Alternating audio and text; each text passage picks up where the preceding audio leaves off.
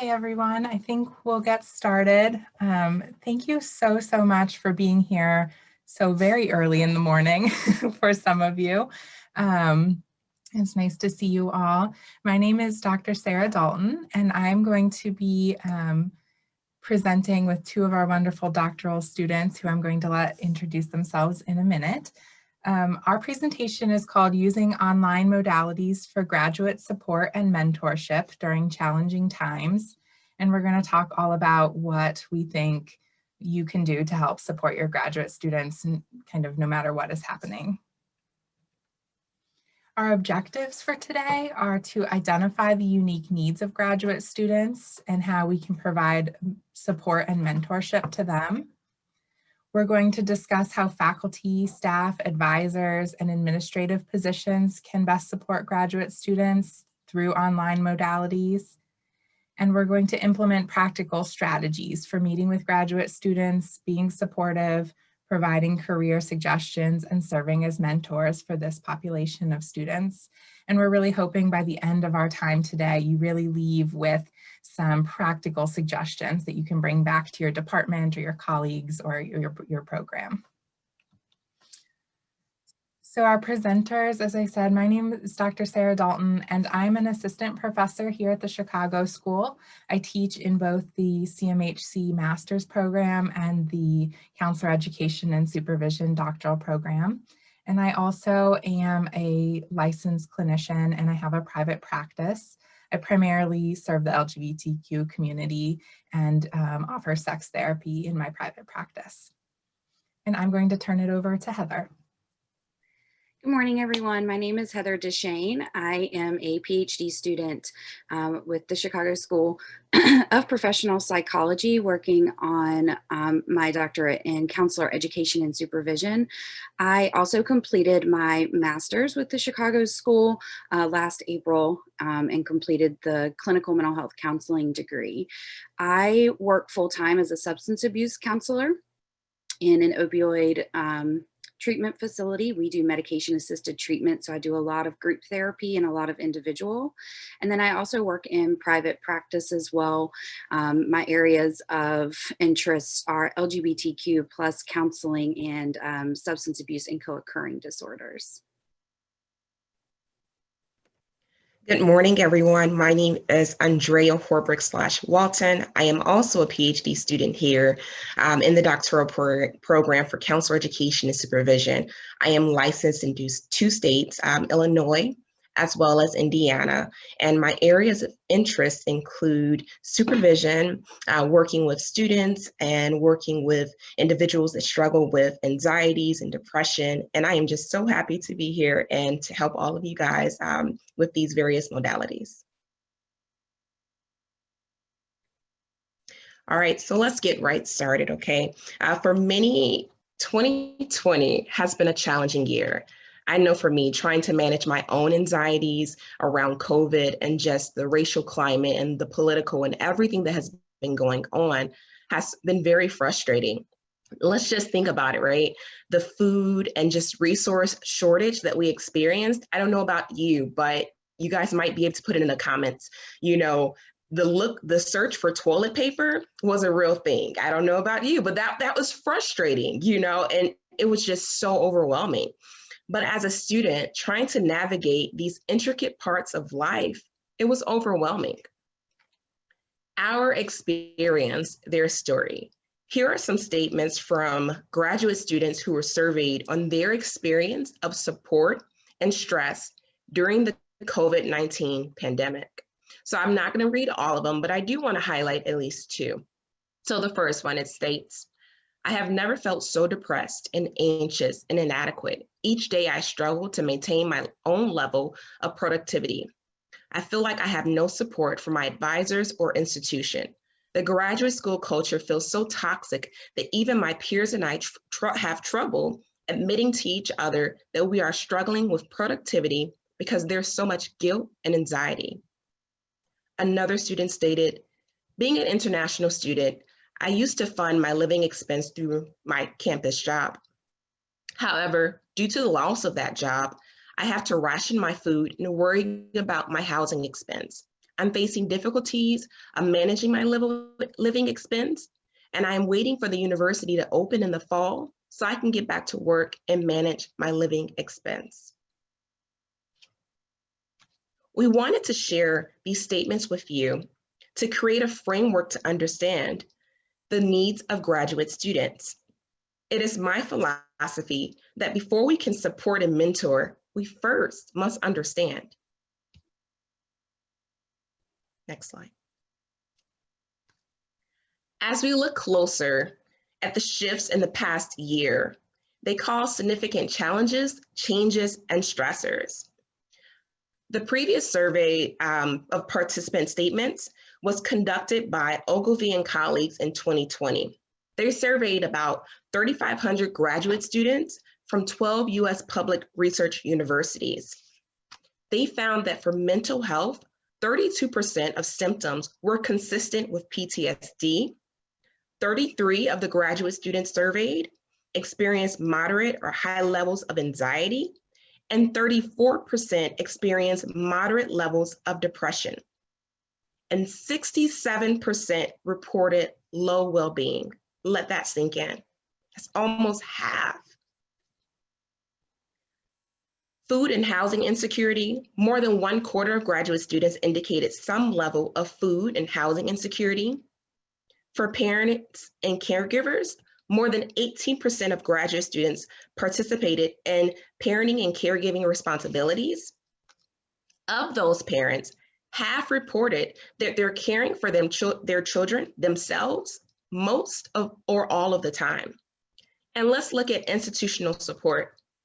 Graduate students, participants reported feeling more support from their peers, advisors, and major professors than school, college, or the university lead administrators. And career planning. 17% of graduate students respondents shared that their career plans had changed since the pandemic. And though financial issues were not stated, I personally put that in there, attending graduate school is expensive, and trying to find resources and support to fund the education is overwhelming. Next slide. When we look at the general needs of graduate students in this category, they include adult learners with additional responsibilities, students needing understanding and flexibility, financial stress of attending graduate school, graduate students needing motivation and inspiration, and support of peers and faculty to understand and implement the materials. It's important to note that these needs differ from the typical undergraduate experience.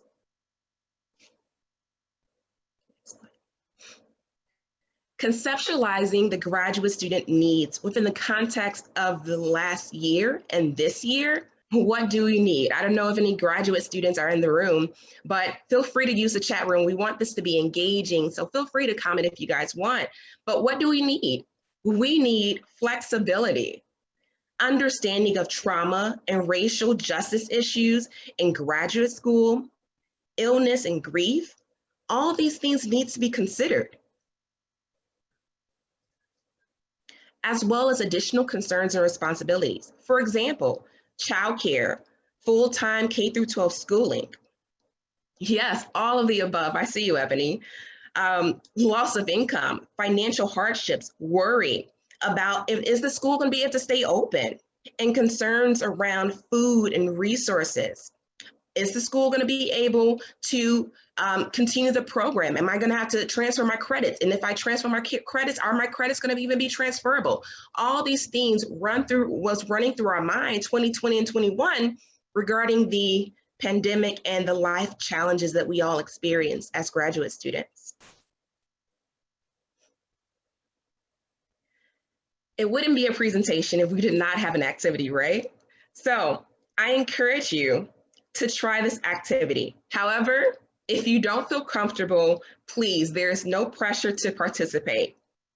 All you'll need is something to write with and something to write on. I would ask that you create a list of the specific needs that you've noticed in the past year with your students. And if you're a student or professional in the field, what specific needs have you experienced of your own? Let's take about 1 minute to jot those down.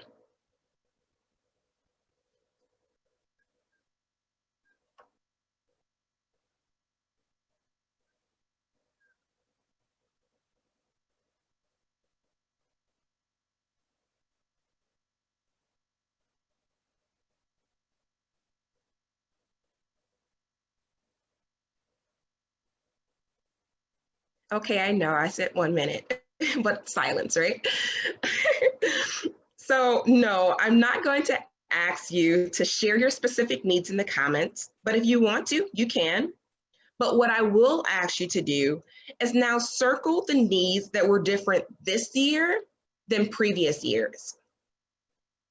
What you'll find is that identifying the specific needs of graduate students would provide guidance and resources to support and benefit the student.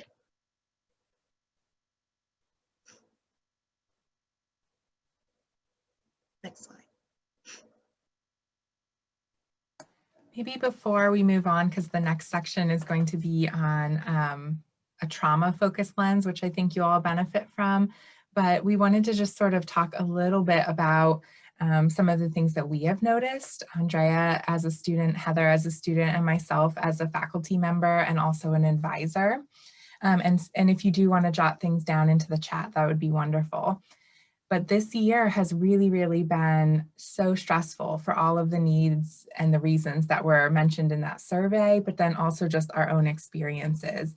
And so I'll say as a faculty member, just getting so many emails about students who can't get their assignments done because their children are home, something that I experienced in my own life. It's very hard to get things done, right? Or they have an ill family member, and so they're spending an excessive amount of time in the hospital or taking care of everything while that person's in the hospital. I suppose it depends. And so just being able to sit down and do your schoolwork like maybe you would have done a year ago just has so many different layers. So I don't know if Andrea or Heather, if you want to add anything just that you noticed that you feel like it was so different this year than in the past. Yeah, I'll jump in. Just writing, having the energy to complete assignments. It was very challenging.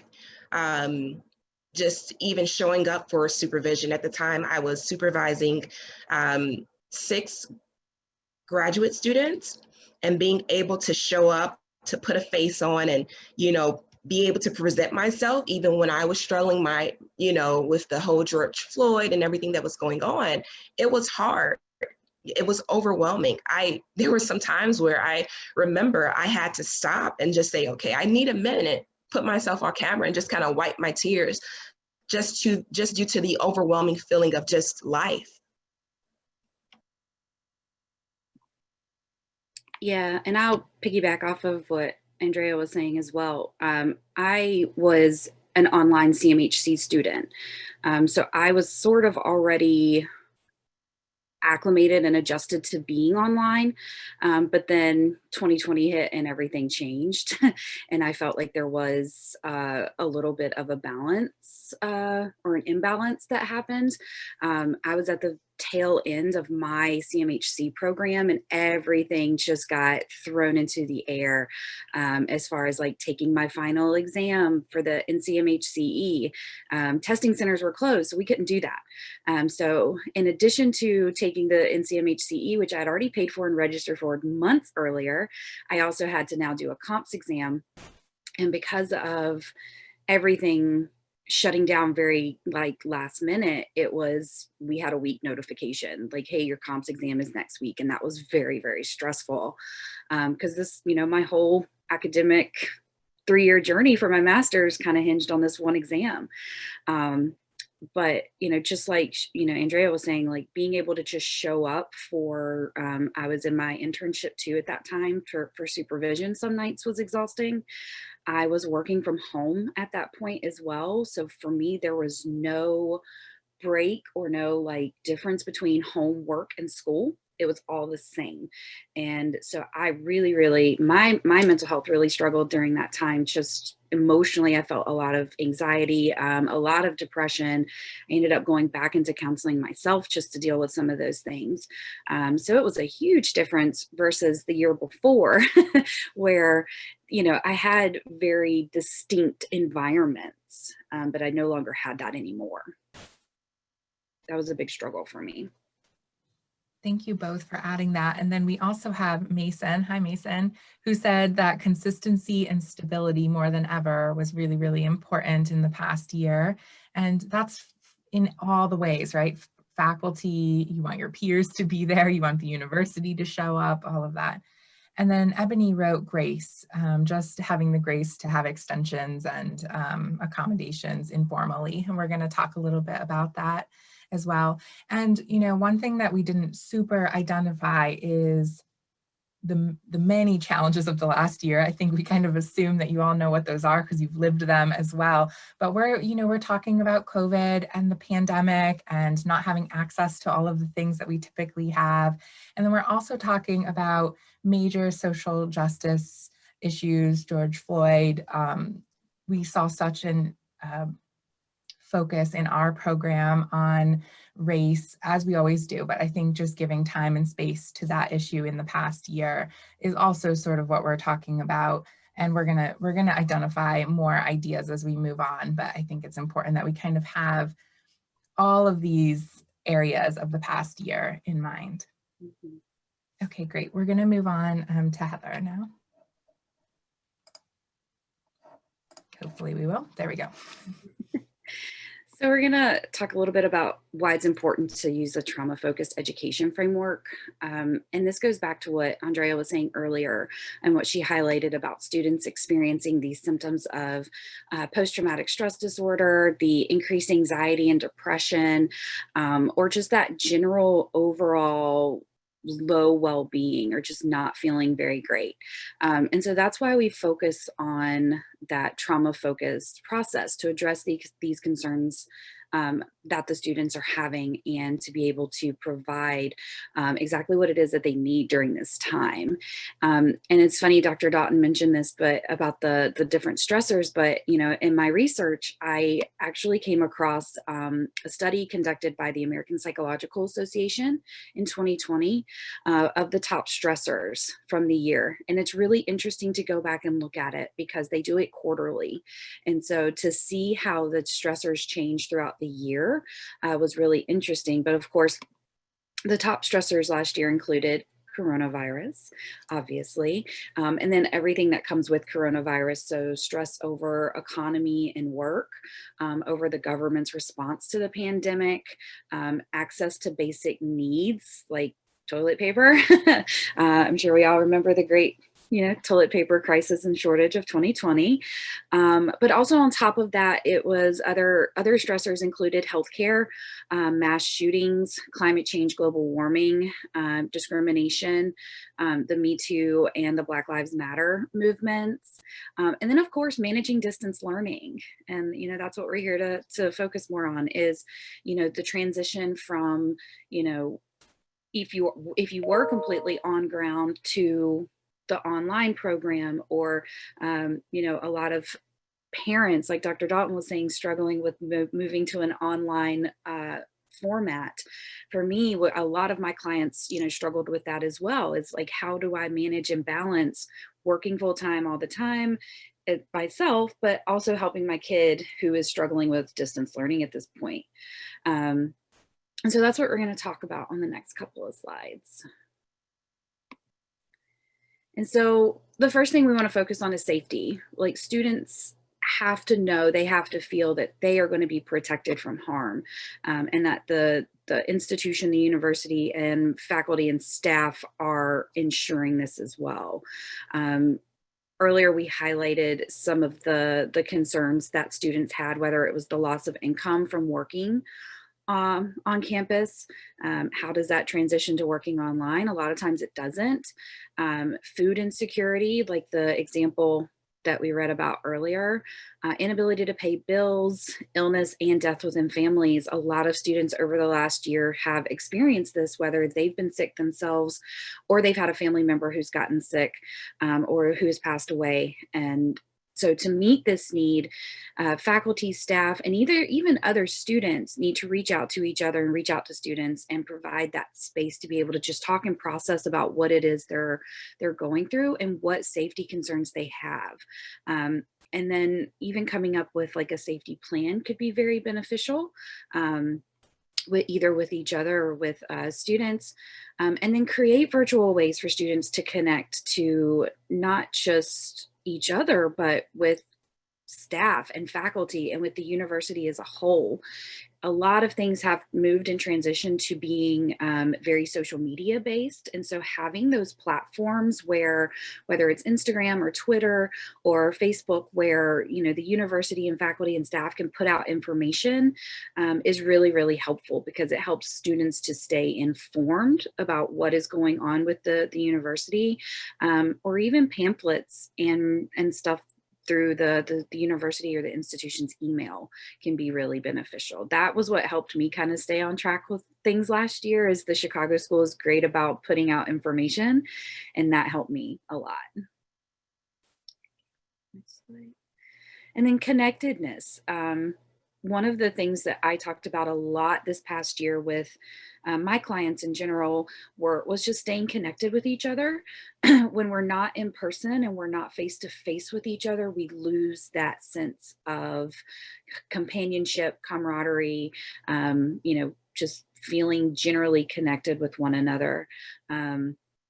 As a complete online student, this was a struggle for me at the beginning of my CMHC program. I think after 4 years of being online, I've gotten a little bit better at it, I would hope at this point. But what are some things that you can do to help the students with connectedness? So having online classes, but also having online meetings just to allow students to interact with one another. That's maybe not necessarily curriculum based or curriculum focused, where, we all meet in a Zoom room and just, how are things going? What are concerns? What are your, questions or any issues that you guys are facing? Talking directly about the importance of connecting with others and really emphasizing this amongst faculty, staff, and with peers. Again, having those school related, but also social meetings to create connectedness through Zoom or other ways. I know Netflix has like Netflix watch parties that you can watch stuff together, and even Disney Plus has that. You can all like log in together and watch stuff together, just to have that feeling that you're not alone, that somebody else is out there, and you can still create that bond. Online celebrations for the events that have been missed. So the Chicago School this past year did a huge online celebration for everyone who had graduated in 2020. I was one of those people. I was very sad that I did not get to go to Chicago and walk and, celebrate this. I had big plans with my friends and my family members. I bought a really cool pair of shoes to walk in for my graduation. Like, that was my graduation gift to myself. And we had this whole week planned and then it didn't happen.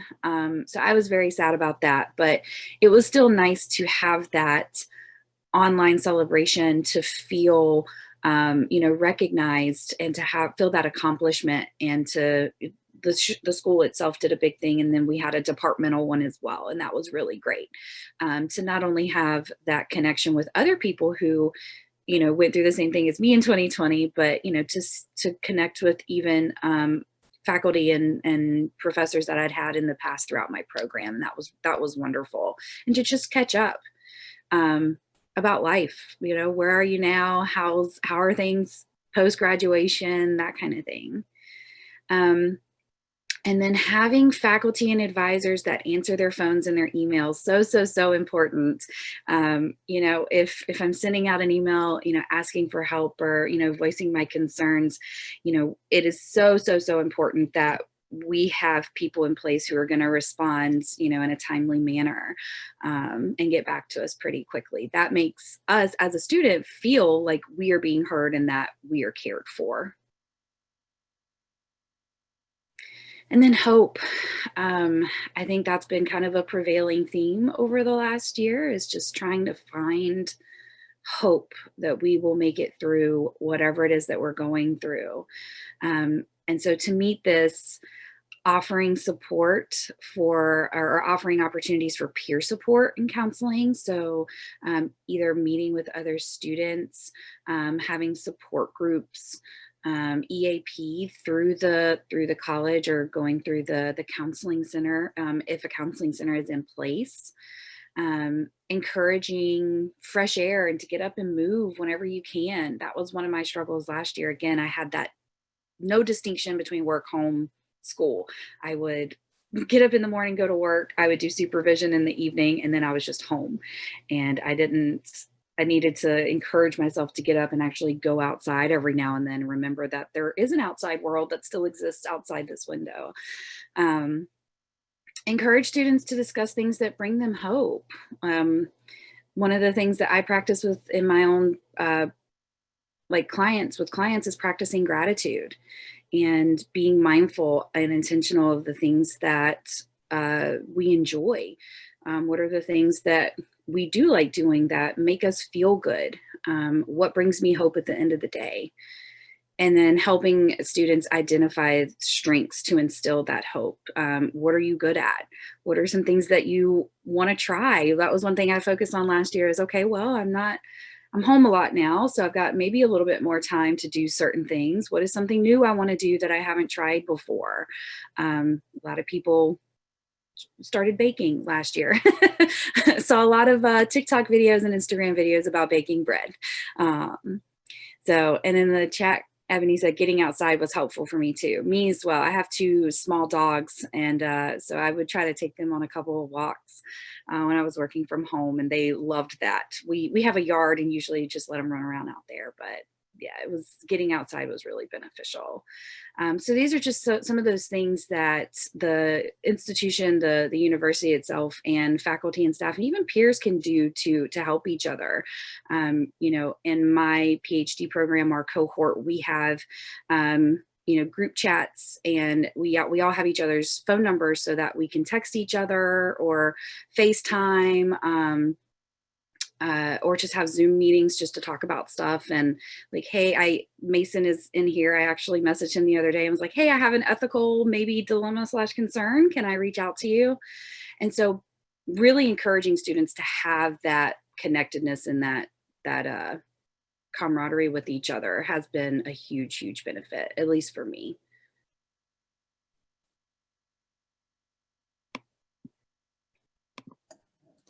So we're going to talk a little bit about each of our experiences, because we all came together to present because we wanted to do this, but then we realized we have kind of a unique perspective. So I am a faculty member. My master's and doctorate were on ground. So I went to a more traditional university setting, and then I've been teaching online both here and at another school in the past. So I kind of have the on-ground experience as a student and online experience as a faculty member. And then, let's see, then Heather, you're exclusively an online student, master's, and now working on her doctorate.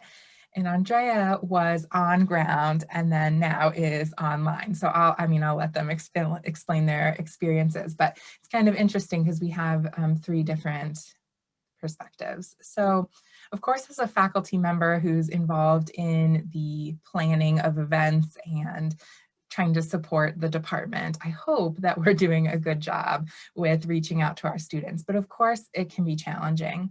And this past year, we really struggled with knowing that our students were going through a lot and being spread out around the country and even the world. We have students internationally. So how do we reach them? And so a couple things that we did this year, and we're going to continue to do them, it was not just a one-time thing. We started a program, Dr. Rodney Harris started a program called Courageous Conversations, where we have meaningful conversations about various topics. And this last year, they centered on a lot of race issues and how students were feeling. And they maybe started with a presenter, but then we just allowed time for students to process and be there and kind of talk about what they needed. And I think that, and I hope again, that just having that time shows that we both want to offer safety, but we want to offer connectedness and that we will all get through it together. So having some sort of program where you're actively talking about the hard issues and actively coming up with strategies for how your students are going to make it through, I think is very, very important and something that we do here.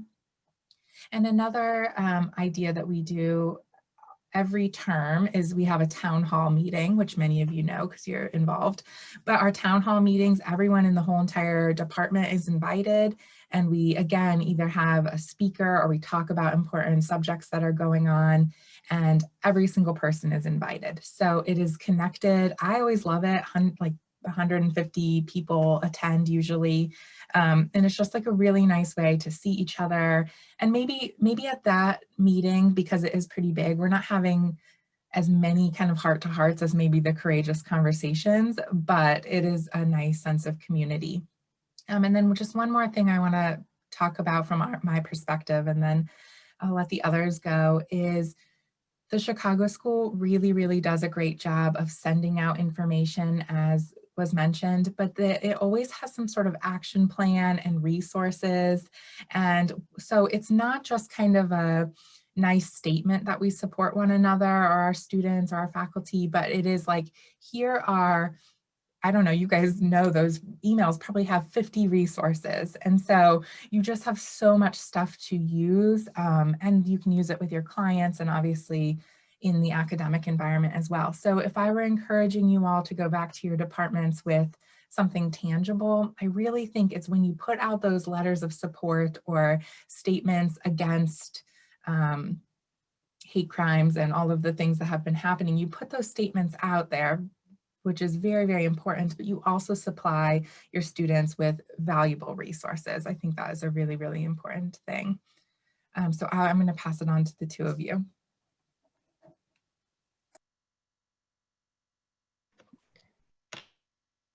So I'll go ahead and talk just a little bit about my experience being online. Like I said before, one of the biggest things for me was that all of the faculty and all the staff that I've worked with has been just very available to us as students. Anytime I've reached out via email or phone call, people have answered or they've been very responsive in getting back with me and touching base and just addressing concerns. The programs such as like the Courageous Spaces and the Town Hall, and then even some of the other things that we have, Brave Spaces, Courageous Conversations, and the Pride Plus, as just spaces for students to get together and discuss, what it is that they're going through, has been really great. Most of the time, the Courageous Conversations, Brave Spaces, and Town Halls occur on Tuesday nights, and I don't get a chance to go because I work on Tuesday nights. And so I've missed some of those. I'm hoping in the future I'll be able to actually start attending those. But the town halls in particular are at the beginning of each term are so helpful as far as just like disseminating information about what's going on over the next few weeks and what students can look forward to. But again, for me as an online student, one of the most honestly beneficial things for me is having that like connectedness with other students and being able to reach out if I have a question about something or I'm struggling with a particular assignment. I might ask for feedback or advice on something and just touch base with that.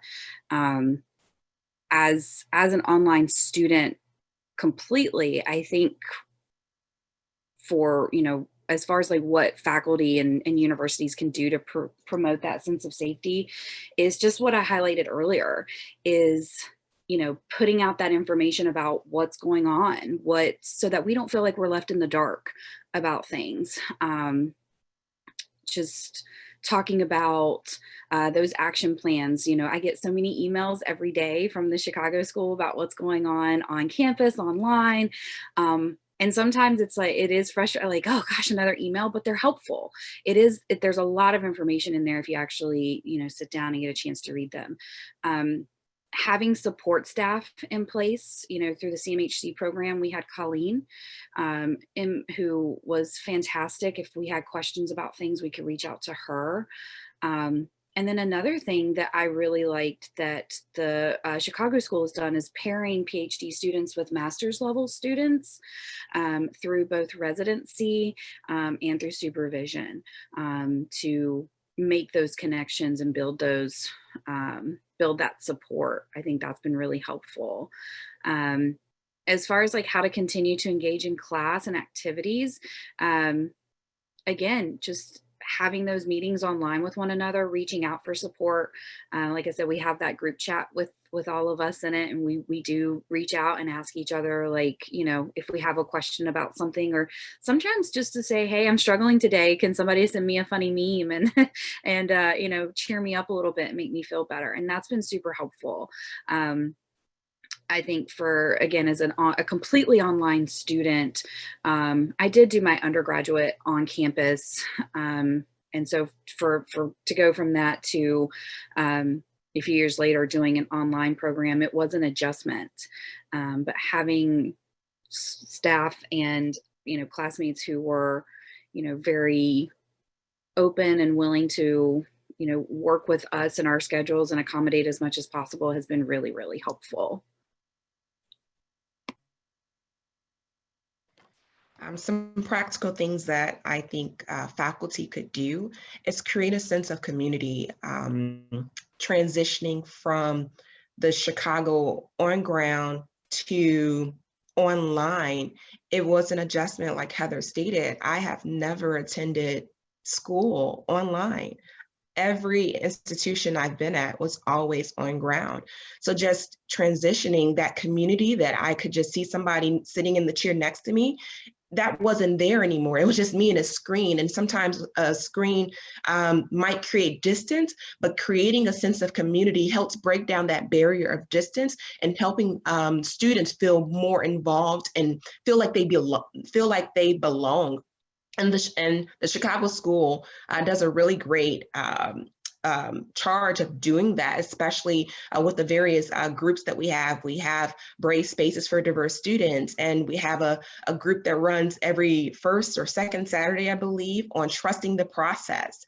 That's another really big group, especially with the uncertainties and everything that's going on. We have to just kind of trust the process and provide that hope where some individuals might have lost hope and might be on the verge of not continuing with their program for whatever reason. I remember when I was providing supervision, I had one student who was just so overwhelmed with life, where the student just basically felt like they didn't belong in to pursue their graduate degree anymore, just due to life situations.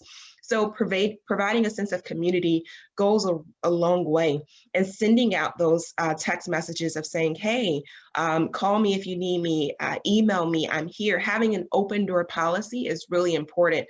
I think putting I understand that faculty has lives as well, but also stepping outside of that box of, okay, 9 to 5 may not cut it all the time for some students. Of course, having boundaries is important, but just being available when students need and being flexible is really important, especially for me as a graduate student with the transition that I've experienced.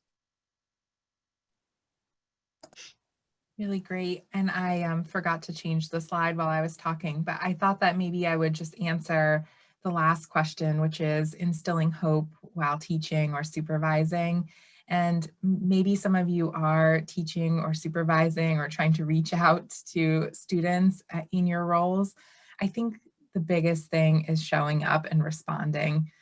I don't know. I've had situations where I've been calling people, not school related, trying to call the electric company and no one ever answers, and it's so frustrating. So it's like if your whole entire education is depending on I need help and I need support and nobody is answering, it's really awful. So I try to reply and be present, and as a faculty member offering extensions or encouragement and reaching out when I notice somebody isn't participating, because online it's interesting. I feel like online I see the students 10 times more than I ever saw students that I taught in person. They would never ask for help, really. But our students here, they're always reaching out. They want something, they want to connect. And I think that is really, really important.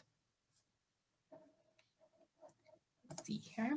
Okay, so we're going to talk a little bit about mentoring graduate students in whatever role you're in, whether it is as a peer, it's a support person, it's a faculty member, because in order for students to feel safe and connected and have hope, they often need a mentor. So you hear people talk about mentoring. I remember as a graduate student hearing about someone having a mentor, and I thought, how do you get a mentor? Well, how do we even make this happen? So you need, let's see, when you have the support, when your department shows up, when your university is a positive, enjoyable experience, often it leads to mentorship. And this is because you have somebody that you can rely on and that you trust and that you want their advice. And that's sort of how mentorship comes to be. Maybe some of you can think about if you have a mentor or you did have one in the past, and how did that relationship develop? Typically, it's organic. It happens over time.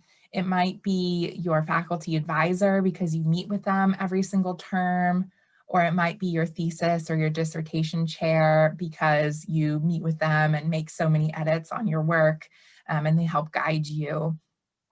But it could be somebody totally not involved in the intense academic pieces like a thesis or a dissertation. It might be somebody like Colleen, who's our department manager, who you just know she will always show up and guide you in the right direction, and you go to her. I think she's a little busy, so I don't know if we all want to jump on Colleen as our mentor, but I am saying it could be anyone in your department. We had a program, a very loose program that we kind of referred to as speed dating to help doctoral students who had transferred. There was a group of students who were on ground and they needed to be online, and they needed dissertation chairs, but they didn't know anyone. So we sort of had like a speed dating thing to match students up with a possible chair. And so maybe that's even how you end up finding a mentor, through some sort of program like that. But there's many ways, and again, happens pretty naturally. Mentorship is a relationship. Just like with our clients, it is a relationship. It is a relationship that is professional, but it needs to be developed and nurtured. And it definitely differs from advising. So an advisor could have all of these mentor responsibilities, but an advisor might also just be the person who actually plugs in the classes to the student's schedule. So here we have at the Chicago School, we have a student support counselor, and that person's role is really to just schedule classes that are upcoming, help a student if they have to withdraw or they have some sort of question. But the faculty advisor is the one who meets with the students every single term and helps provide career guidance and advice. And so those relationships between an advisor and a mentor very much could be different. When you have a mentor relationship and mentors are giving feedback, we want it to be clear.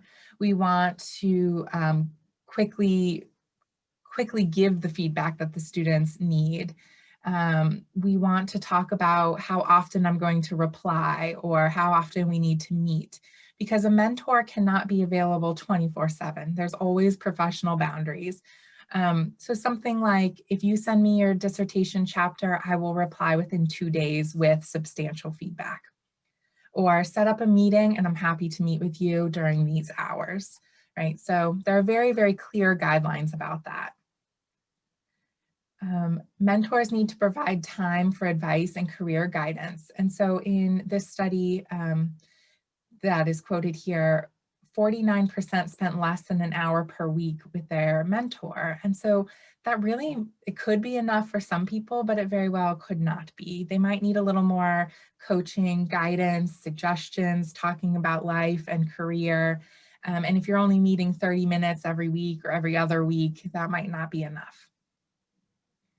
A mentor provides both guidance and support. It can't be forced and it can't be a bullying-like relationship. So I'm sure you've all heard about mentors who say, write this paper for me because I'm your mentor. Or do all this research and the graduate student isn't properly cited or given credit for their work. I've had it happen to me during my graduate experience, and it's not a great, that's not a great mentor relationship. So if we're working with graduate students, we give them credit and we let them shine, because they are going to be out in the career world very soon, and we want to help build them up towards that. Mentors can't be everything. So students have to write their own dissertation, for example. So even though I might be guiding a student or giving suggestions, I can't do it for them. I have a student that I've been mentoring, and the student struggles to actually get ideas to paper, but I can't do that for the student. I have to really encourage and provide support, but I'll be ready when the information comes to me. But that student actually has to write the work. And mentor relationships follow their own path. So my mentor relationship with the student might be very different from yours, and that's okay. Sometimes we have student remediation issues. So you might have this in your program if students have poor academic performance, maybe their disposition isn't quite what we would hope for a counselor. And so if students are assigned to a remediation plan, there is a mentor relationship. Sometimes it's positive and sometimes it can be a little more challenging. But we want to create SMART goals, so specific and time-focused goals with very, very specific details with our students. We want to meet regularly with them, have a team of people who can support. So if we're going through remediation, a mentor is not enough. We need the academic advisor, a faculty team, the program chair. Everybody has to be there to support that student. And that is the sense of community and safety and hope that we've been talking about, because that you're not just on your own if you're struggling. And you have to understand that gatekeeping might play a role in the mentor relationship. Mentors having a bit more of a personal connection to the student might need to say, some difficult conversations about your view on this really needs to change. We really need to work on this, or your disposition when you're with clients is a problem and we need to work through it. You might have to have those gatekeeping talks. And it may be strained because it's not the student's choice necessarily to be in a remediation plan. So this can just be a more difficult type of mentorship. But hopefully, as you can see, when we need support and we need community and you have a mentor and maybe even a mentor through student remediation, there is a whole group of people to help the student get through the program, which is what we want to provide. So an action plan. As I told you at the beginning, we always want you to leave with action points. So as faculty members, mentors, advisors, higher ed professionals, whatever your role is, we need to meet the students' basic needs. So what you've heard so far, how do we meet the needs in the online environment? I think we've talked about it quite a bit, but if you feel like throwing in some answers in the chat, that's fine. But I feel like it's showing up, it's being present, it is reaching out to students, it's offering group meetings and support. It is being there through very, very difficult conversations that lots of schools maybe want to avoid, but being there is very important. Are there different needs during challenging times? Absolutely. We have to adjust. We can't just keep doing The Chicago School has always done the town halls, and if we only stuck to the town halls in the past year, student needs would just be out there, just totally unsupported, right? So we created new programs and new times that we would be there for students. We absolutely have to adjust. And what specific strategies do you want to use to support your graduate students? Really think about that so that maybe you can bring it back to your departments or to your colleagues. Do you want to create a new program? Do you want to send out emails that have more resources? Do you personally want to just have an open hour in your Zoom room where people can come and join you? Do you maybe want to make more of an effort to reach out when you notice a student hasn't turned in a paper? It can go from very specific little things that you can do to offer that support and be present to much bigger program or even university programs. But think about those very specific strategies that you maybe want to take from this presentation back to your department. And are there specific changes that you would make to your program's advising or your mentorship programs? So maybe you don't even have a mentorship program, so that would be a very important thing to bring back. Or maybe you're thinking our students really need mentors and they have no idea how to do it. Maybe you have sort of a speed dating thing like we did that I talked about. Maybe you need to, for advising, make sure you're checking in every single term with your students. We do that here. Every single term, I reach out to my advisees and have meetings individually. So that's every 7 weeks. So they know who to go to and they know how to get support. So think about your program and is there something that you might need to do to make those positive changes? If you could just really think about it, write it down and take it back to your department. We're almost out of time, so I'm just going to let you all review these real quickly. The takeaways: we can all serve students and give them support and be mentors. We can consider our students' needs, what's in place, and what ideas we want to bring back. Be innovative, be proactive. You cannot just sit in office hours and say that that is supporting students. That's not going to work. So think about those more creative ways. Think about safety, connectedness, and hope. And we picked those 3 trauma-focused lenses because I think they're really easy to remember and they make sense in the university context. So how can you provide those 3 things?